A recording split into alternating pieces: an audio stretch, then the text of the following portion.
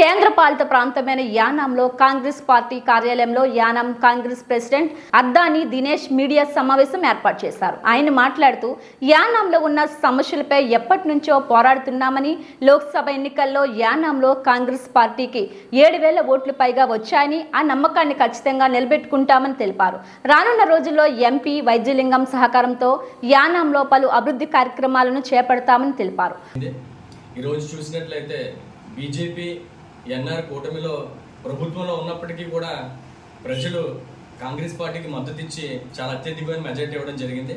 అలాగే చూసినట్లయితే యానంలో ఏ విధమైనటువంటి డబ్బు పంచిపెట్టకుండా సరే 25 సంవత్సరాల నుంచి పరిపాలన ఉన్నటువంటి మల్లాడి కృష్ణారావు గారిని కాదని, ఇప్పుడు పరిపాలిస్తున్నటువంటి అశోక్ గారిని కాదని ఈరోజు యానంలో పార్టీని ఏ ఒక్క రూపాయి కూడా మేము ఖర్చు పెట్టకుండా జెన్యూన్గా ప్రతి ప్రజల దగ్గరికి వెళ్ళి ఓటు కోసం అడిగినప్పుడు ఈరోజు మాకు చాలా మంచి ఓటింగ్ అనేది ఇవ్వడం జరిగింది.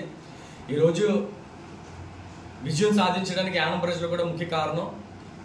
ఈరోజు మీరు చూసినట్లయితే యానంలో అనేక సమస్యలు ఉన్నాయి. ముఖ్యంగా చూసినట్లయితే ఆరోగ్య సమస్య చాలా ఎక్కువగా ఉంది. ఆరోగ్యశ్రీ స్కీమ్ అనేది యానంలో లేదు. ఏదైనా ప్రాబ్లం వచ్చినా, యాక్సిడెంట్ అయినా ఏవైనా సరే ప్రభుత్వ హాస్పిటల్కి, ప్రైవేట్ హాస్పిటల్కి వెళ్తున్నప్పుడు ఏ విధమైనటువంటి స్కీమ్స్ లేక చాలా మంది ఇబ్బందులు పడుతున్నారు. అలాగే యానంలో చూసినట్లయితే ఎల్లో రేషన్ కార్డుల్లోంచి రెడ్ రేషన్ కార్డులకు వెళ్తే లేదో కొంచెం ఉపాధి వస్తుందని చెప్పేసి వాళ్ళు చూస్తున్నారు, అదే జరగట్లేదు. రేషన్ కూడా ఇవ్వలేని పక్షం జరుగుతుంది. అలాగే ఇంటి పట్టాలు అనేది కొన్ని